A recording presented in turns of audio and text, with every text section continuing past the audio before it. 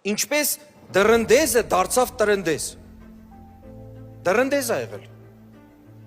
Այս եկեղեցական տոնի արմատները տանում են դեպի նախաքրիստոնեական անցյալ, երբ մեր նախնիները դեռ կռապաշտ էին ու կրակապաշտ։ Եվ այն ժամանակ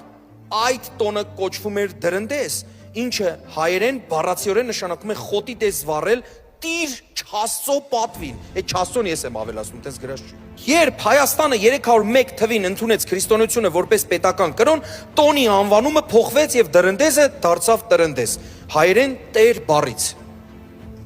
Ահա, բառախաղը, որ մենք տեսնում ենք Աստծո խոսքի մեջ չլինի մեկը ձեզանից, որ ձեր երեխաներին, ձեր հարսին, տղային, կրակի մեջով անցկացնի, անիցիալ են։ Տանում են ինչի համար, որ մաքրվի, սրբվի, ինչ լինի։ Բավարար չի մեզ Քրիստոսի արյունը, այդ միակ պատարակը, ճշմարտագույն պատարակը, որ մաքուր ու անբիծ արեց մեզ։ Մի հատ էլ հիմա կրակով պետք է անցնենք, որ սրբանանք։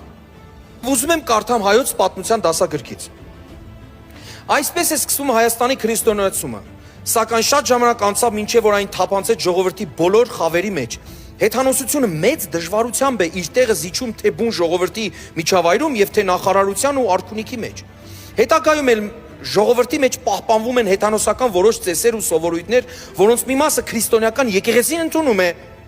մինչև օրս էլ կատարվում է մատաղը, կենդանիների զոհաբերությունը, որ գալիս է հեթանոսական ժամանակներից։ Ստեղ գրված էր վարդավառը, տրնդեզը, ինչ ասա, եթե նույնիսկ աշակերտներին է սովորեցվում, որ այս տոները քրիստոնեության հետ բացարձակ աղերս չունեն, ընդհանրապես կապ չունեն։ Ինչ ենք մենք ուզում փոխանցենք մեր երեխաներին։